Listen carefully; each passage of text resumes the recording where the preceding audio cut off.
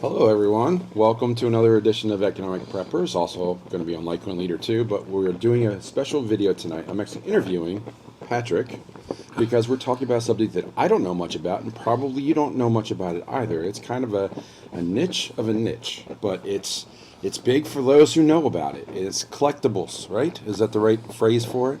Physical collectibles, yeah. Physical collectibles. So, or physical bitcoins is what we call them in this space. Right. So one of the objections that many people talk about who don't know too much about Bitcoin, or even those who do, they say like, well, it's intangible, it's digital, I can't physically touch it. Well, I think that we're proving that wrong today, and we will be talking about this at the Silver Symposium as well at the end of September in Vegas. Hope to see you there. But we're going to show a lot of people a lot of collectibles tonight, and a new collectible that you helped create, which is you have to be excited about. Dude, I'm so excited. Yeah, I mean, that has to be.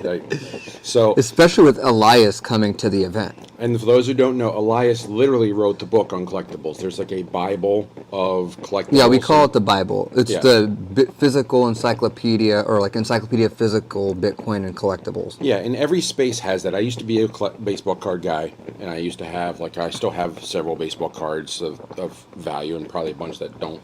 But there was like a Bible of that too. I don't remember what it was called, McDonald's or something. But they would just you look up any card and see what kind of value it was at that time. But I think this Bible, I've seen this Bible, and I know that you think yours is autographed by Elias, right? Well, in any event, it really highlights and tells the story of the collectible as well, not just shows you it. So let's start, but I think we've built this up. Anticipation's high enough. Now let's talk about a collectible. Why don't we show the viewers a collectible, one of your favorites? So let's start with one that a lot of you guys are already familiar with, right? This is the Ballet Wallet. So a lot of you guys have seen these physical Ballet Wallet collectibles, right? Oh. Watching flame here. Oh, I'm good. Yeah. I'm too hot to handle, guys, really. But the idea of this is these guys are loaded with 1/100th of a Bitcoin. So 1% of a Bitcoin, or 0.01 Bitcoin, right? Also, you could say it in a different way, it's got 10,000 bits, or 1 million Satoshis. Very good. So very good. That's so kind of bits the is one sat. Yeah.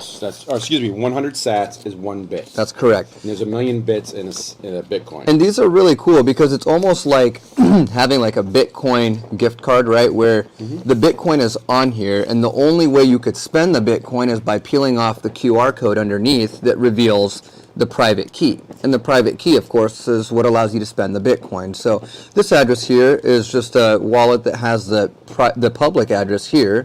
And on the underneath it is where the QR code is for the private Bitcoin. Now, you step before we go away from that, let's just say I know nothing about Bitcoin and you want to give me Bitcoin.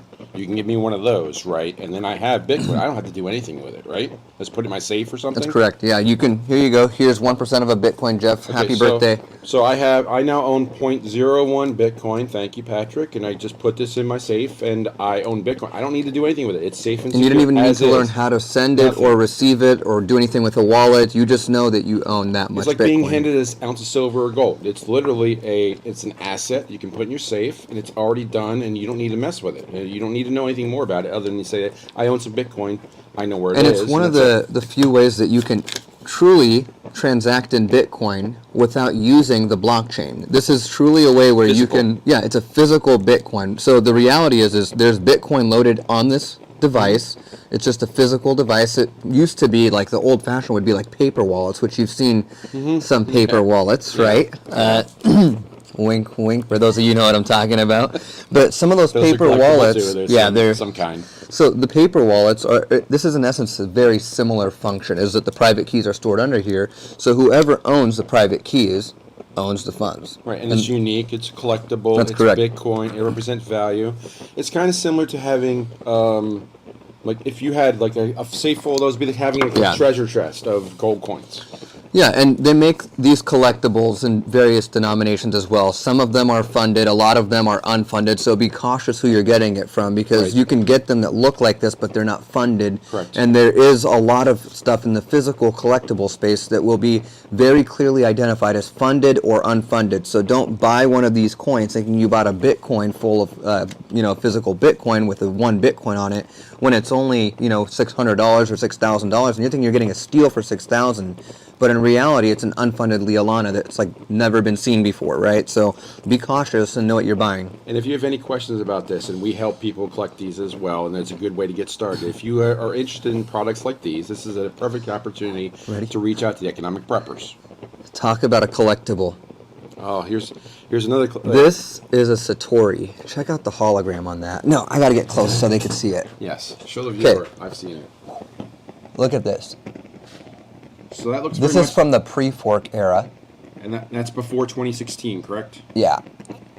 So this is before Bitcoin and Bitcoin Cash and Bitcoin Satoshi. And again, the hologram on here is where, underneath is where the private keys are.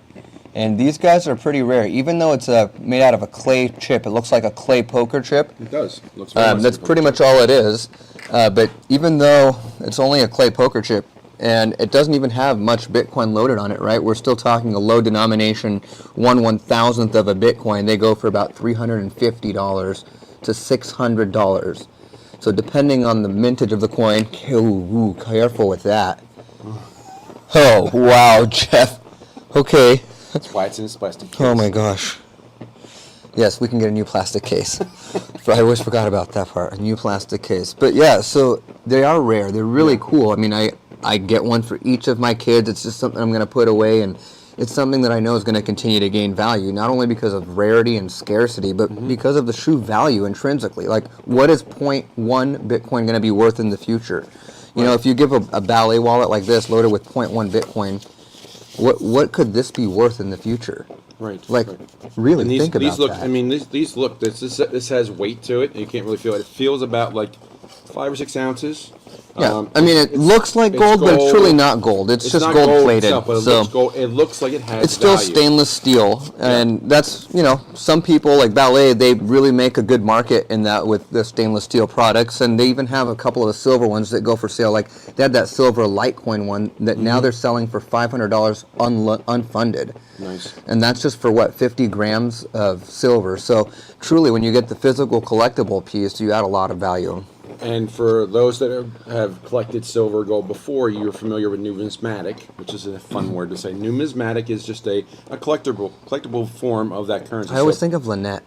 Lynette Zhang, she loves talking about that. So pre-1933 gold, or like to think of a Carson City silver dollar, it's way more than a normal Morgan because it's so rare. There are very few that came out of that mint in Nevada.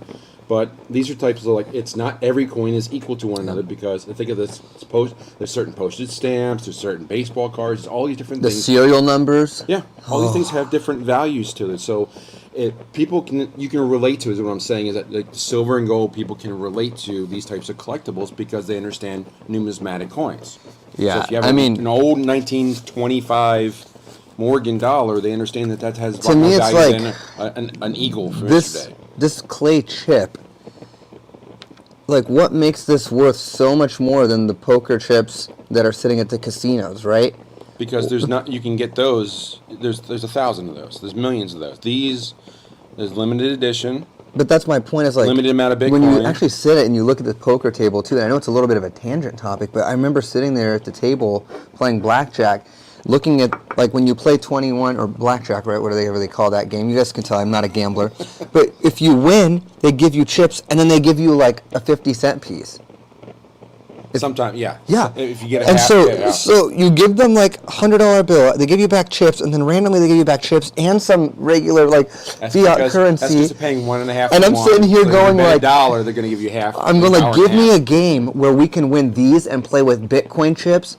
That's what these were made for, and that was how they were designed. And we talked about that. I can't believe that I'm holding one of them. That's for a Bitcoin cruise and another time. We'll talk about that. Man, I love this game. But this is very similar because I relate to that. I remember being at I think it was the Hard Rock Cafe, and I was playing $1 or $5 of blackjack. And I had the chips, but the chips were all unique. They were like different rock bands and stuff. So if you wanted to, you could. There's a collectible sitting for you on the table. It's one of their chips. You can put in your pocket. Like if you loved Aerosmith and you got their chip, put it in your pocket. There's a $1 collectible. You just don't cash it in. Yeah. And there's a keepsake. Rather than buying a postcard or stamp or a T-shirt, The chip is Man, I would have played poker just to do as many buy-ins as possible and not play. I would have paid for all my friends to play at the table and just everyone to get up and walk away. That would have been my strategy for that poker tournament. Get as many of my friends in, pay them for their chips as they leave. They lost no money. They can go back and play if they want, but could you imagine? I know guys who have rolls of these things, and I showed you that roll. Yeah. That thing's going for like hundreds of thousands of dollars. Yeah, these things could be multiples of their intrinsic value. So if you could take, say, a half ounce of silver and how many sats are on that one? 1,000 bits. 1,000 bits. So 100,000 sats. 100,000 sats, which is one thousandth of a Bitcoin. So that's like $30. Let's call it $30 a Bitcoin. $30 is $20 is over. You have $50, but now you put them in a beautiful form like this. Oh, ready? Wait. In a brand new coin that's only 1,000 made. And these are the kind of collectibles that SatPulse, that's the first ever SatPulse coin. This is Patrick's design. He helped get it built. It has a hologram going to be put in the back as well. That'll protect the private key. And you can see that it's a half ounce of silver with a brass ring. And it fits in a standard coin. You can get them as a roll of 10, or you can get them as individuals. Well, I'm only doing the pre-sales for the rolls.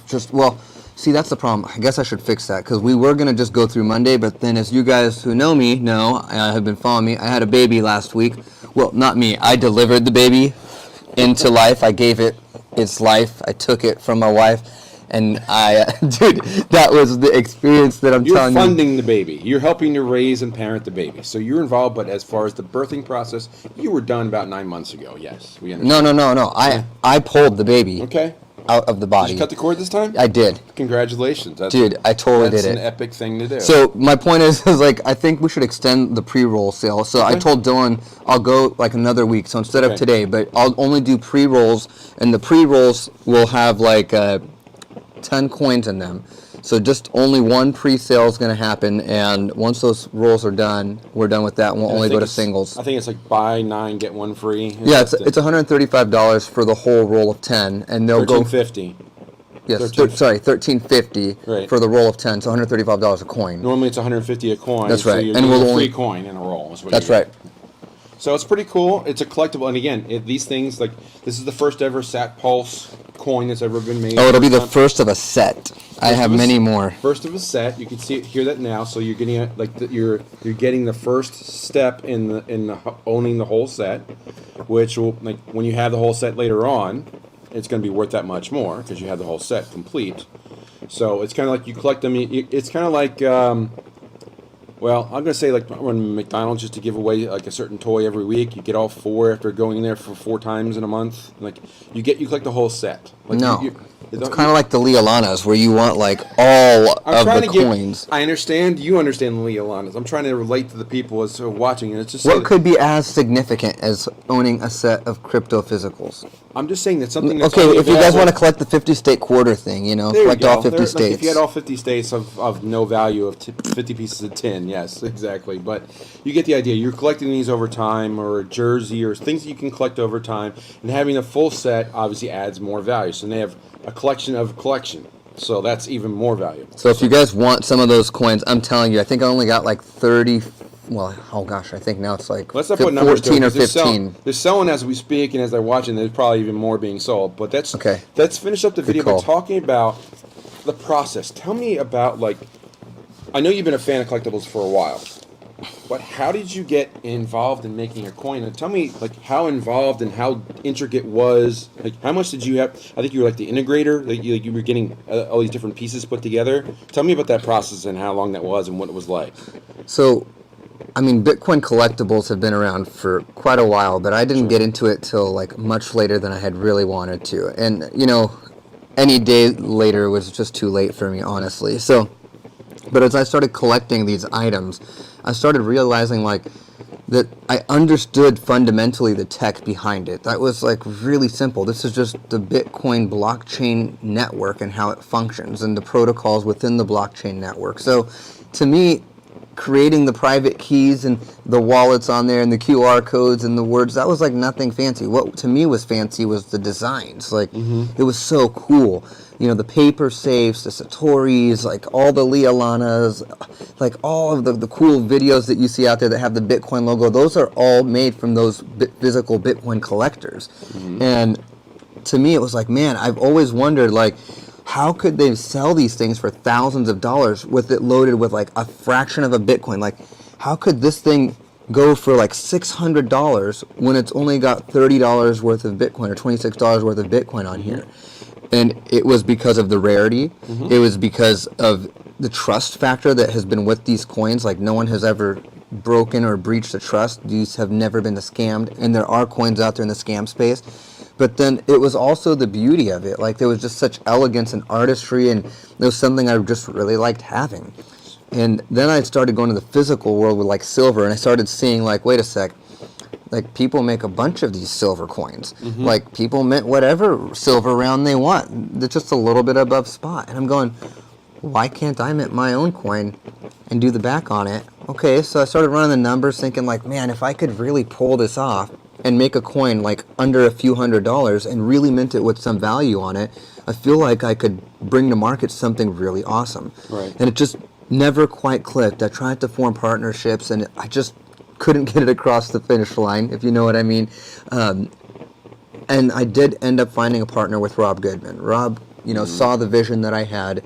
And yeah, we came on a stock pulse. It looked one way, but we ended up finding this beautiful marriage between the precious metals, which is what I was there to learn about, something that is tangible, something that is a store of value, something that you want to pass down to your kids, something that is irrefutable value, right? And then marrying that with what I believe is irrefutable value as well. And I couldn't think of a better way to do it than to marry silver and Bitcoin. And with Rob, he had so many great connections, especially with like some mints that we were able to partner with. Sure. Between some of the creators we found from the space that we already know who designed NFTs and knew what I was looking for. Elias Ahonen being able to like just impart wisdom and what to include and what to not include and what makes a great coin and what makes a good first coin, especially if you recognize the brass ring, you'll understand there's a reason for that. So there's a lot of things that have played into developing this coin and making it happen, but just all of it happened at the right time. Well, I'm really thrilled that you were able to pull this off, and it pulled off just in time for the Silver Symposium, which is really great. So you've got, like, part of the reasons that we bring in this whole community together, we bring in the crypto people who value Bitcoin outside of the dollar system, the dollar fiat system. Same with the silver and gold people who like precious metals, again, outside of the fiat system. Now you have a single collectible that marries them both together, and it's here and it's part of a collection. I'm really glad to see it. And if you're interested in things like that, please join us at Las Vegas Caesar's Palace at the end of September 29th, 30th, and October 1st. Yeah. Discount tickets are in the description, and you get a free ounce of silver as well. But if you're interested in these collectibles or want to know more, please reach out to Patrick or myself at EconomicPreppers. The details will be down below as well. Or come on out to our EconomicPreppers booth at the symposium. We'll be there, and we're happy to talk to you, and we're looking forward to meeting all of you in Las Vegas. But until then, we will talk to you next time, and we'll see you in the next video. Take care.